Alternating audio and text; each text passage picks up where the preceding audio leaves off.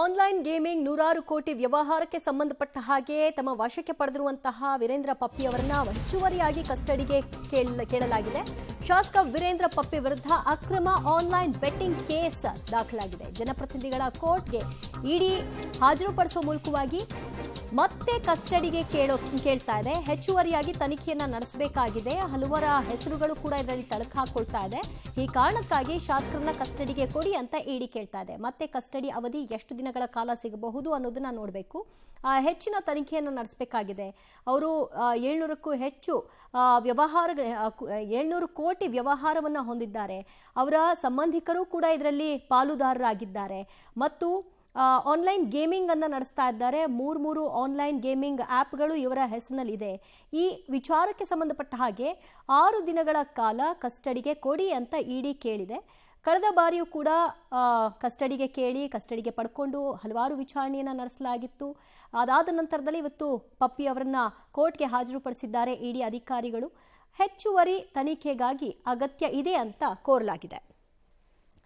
ಮತ್ತಷ್ಟು ಮಾಹಿತಿ ಪಡೆಯೋಣ ನಮ್ಮ ಪ್ರತಿನಿಧಿ ನಾಗೇಶ್ರಿಂದ. ನಾಗೇಶ್, ಈಗ ವೀರೇಂದ್ರ ಪಪ್ಪಿ ಅವರನ್ನ ಎಷ್ಟು ದಿನಗಳ ಅವಧಿಗೆ ಹೆಚ್ಚುವರಿಯಾಗಿ ಕಸ್ಟಡಿಗೆ ಕೊಡಬೇಕು ಅಂತ ಇಡಿ ಕೇಳ್ತಾ ಇದೆ ಮತ್ತು ಅದಕ್ಕೆ ಬೇಕಾಗಿರುವಂತಹ ಕಾರಣಗಳೇನು ಕೊಡ್ತಾ ಇದೆ?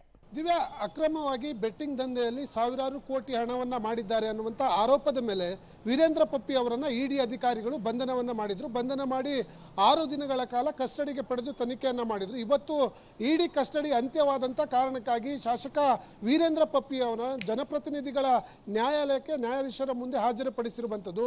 ತನಿಖೆಗೆ ಅವಶ್ಯಕತೆ ಇರುವಂಥ ಕಾರಣಕ್ಕಾಗಿ ಮತ್ತೆ 6 ದಿನಗಳ ಕಾಲ ಶಾಸಕರಿಗೆ ಕಸ್ಟಡಿಗೆ ಕೊಡಬೇಕಂತೇಳಿ ಇಡಿ ಅಧಿಕಾರಿಗಳು ಮನವಿಯನ್ನ ಮಾಡ್ಕೊಂಡಿರುವಂಥದ್ದು. ಈಗಾಗಲೇ 2 ಬಾರಿ, ಮೊದಲನೇ ಬಾರಿ 5 ದಿನ ಮತ್ತೆ 6 ದಿನ ಕಸ್ಟಡಿಗೆ ಪಡೆದಿದ್ದಂಥ ಕಾರಣಕ್ಕಾಗಿ ಈಗಾಗಲೇ ಹತ್ತಿರ 15 ದಿನಗಳ ಕಾಲ ವೀರೇಂದ್ರ ಪಪ್ಪಿ ಅವರ ವಿಚಾರಣೆ ಮಾಡಲಾಗಿದೆ.